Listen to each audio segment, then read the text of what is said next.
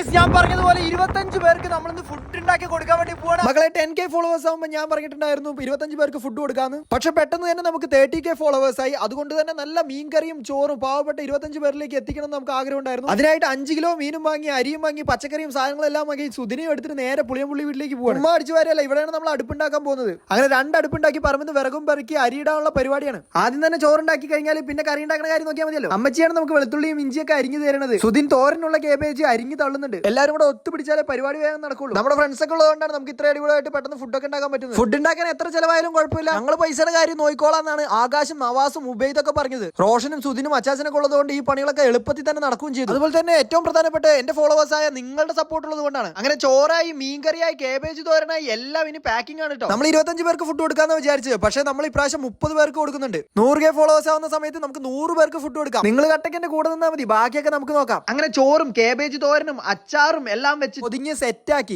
ചോറും കാര്യങ്ങളൊക്കെ റെഡിയായി. അപ്പൊ നമുക്ക് എന്തായാലും കൊണ്ടു കൊടുക്കാം. അങ്ങനെ ചോറൊക്കെ നമ്മൾ വണ്ടിയിൽ വെച്ച് നമ്മൾ പോവാണ്. ഇത് ചുമ്മാ എന്റെ പട്ടി ഷോ. അങ്ങനെ ആദ്യം നമ്മൾ പാലക്കാട് കൂടെ കുറെ അലഞ്ഞൂട്ടാ, എന്നിട്ടൊന്നും ആരെയും കണ്ടില്ല. അവസാനം നമ്മൾ സ്റ്റേഡിയം സ്റ്റാൻഡിന്റെ അവിടെ കുറെ ആൾക്കാരെ കണ്ടു. അവിടെ നമ്മൾ ഏകദേശം ഒരു 10 പേർക്കോളം ഫുഡ് കൊടുത്തു. ഈ വീഡിയോ കണ്ടിട്ട് ആരും എന്നെ ഫോളോ ചെയ്യണമെന്ന് ഞാൻ ഒരിക്കലും പറയില്ല. ഇതെന്റെ സന്തോഷത്തിന് വേണ്ടി മാത്രം ഞാൻ ചെയ്യുന്നതാണ്, അല്ലാതെ ലൈക്കും ഷെയറോ സബ്സ്ക്രൈബേഴ്സോ പ്രതീക്ഷിച്ചിട്ടല്ല. സോഷ്യൽ മീഡിയയിലൂടെയാണ് ഞാൻ വളർന്നു വരുന്നത്. അതുകൊണ്ട് തന്നെ ഓരോ പടികൾ ഞാൻ കയറുമ്പോഴും എനിക്ക് കിട്ടുന്ന ഒരു പങ്ക് ഞാൻ പാവപ്പെട്ടവർക്ക് കൊടുത്തിരിക്കും. ലോങ് വീഡിയോ കാണേണ്ടവർ യൂട്യൂബിൽ നോക്കിയാൽ മതി. അപ്പൊ ഇതൊക്കെ ഉണ്ടാക്കി കൊടുത്തപ്പോൾ നമുക്ക് വളരെയധികം സന്തോഷമായിട്ടോ. അപ്പൊ ഇന്നത്തെ വീഡിയോ ഇത്രയേ ഉള്ളൂ. നാളെ നല്ലൊരു വീഡിയോ ആയിട്ട് നമ്മൾ വരുന്നതായിരിക്കും. അപ്പൊ ഇന്ന് വളരെയധികം സന്തോഷത്തോടെ tata bye bye, see U.